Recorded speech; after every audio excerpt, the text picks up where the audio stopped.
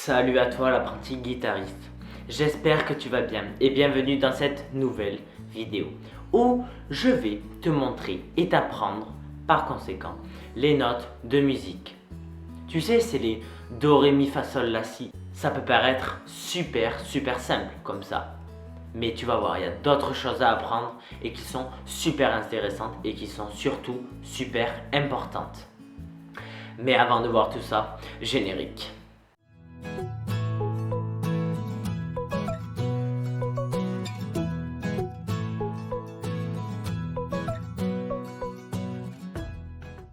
Pour commencer, tu dois savoir que l'alphabet musical, donc c'est l'ensemble des notes, est composé de 12 notes.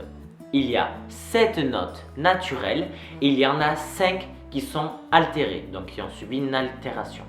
Mais comme je te l'ai dit dans ma précédente vidéo, donc je te la mets en fiche soit ici, il y a deux notations, la notation anglaise et française. Et donc du coup, je te les donnerai pour les notes, comme ça, tu pourras les apprendre si tu le veux, et sinon, ça te fera des connaissances en plus.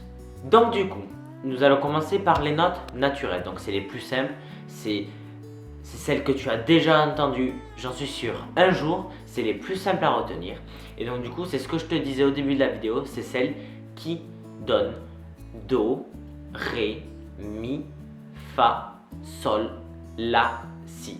Donc du coup, il y en a 7 de notes naturelles. Mais ça, c'est avec la notation française. Et donc du coup, avec la notation anglaise, cela nous donne C, D, E, F, G, A et B. Tout simplement. Donc du coup, les notes naturelles, c'est ok, on les a vues.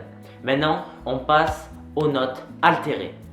Donc les notes altérées, c'est celles qui ont subi une altération comme je te l'ai dit, et donc du coup c'est celles qui s'écrivent soit avec un bémol à la fin, soit avec un dièse aussi à la fin. Le bémol signifie tout simplement que l'on a abaissé la note d'un demi-ton, alors que le dièse signifie que l'on a élevé la note d'un demi-ton. En fin de compte, on a juste modifié la hauteur de la note initiale pour la rendre soit plus grave, soit plus aiguë. Tu me suis toujours? Ok, alors on continue.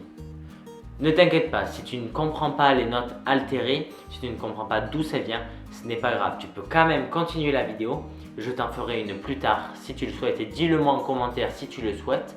Mais tu peux quand même continuer la vidéo car ce sont des choses techniques, des choses en plus pour aller au bout de la chose, pour pousser la chose un peu plus loin et justement pour savoir pourquoi appelle-t-on une note bémol et pourquoi appelle-t-on une note dièse.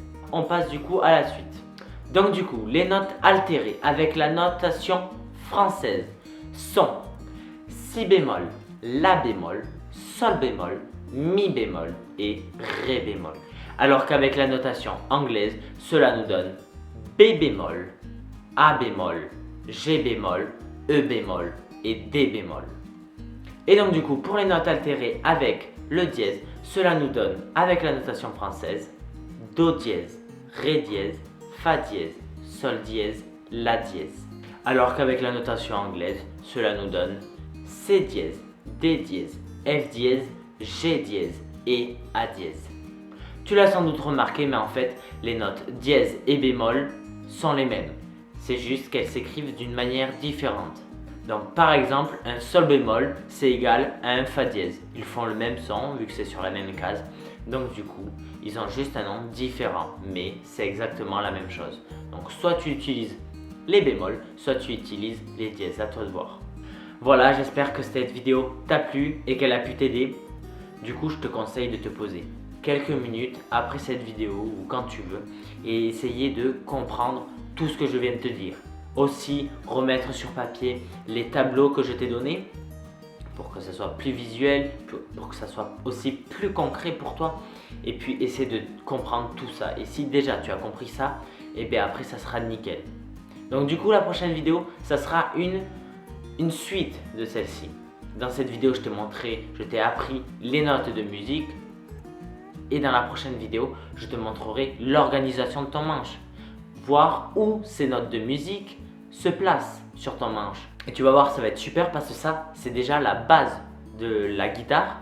déjà les notes, c'est la base de la musique, premièrement.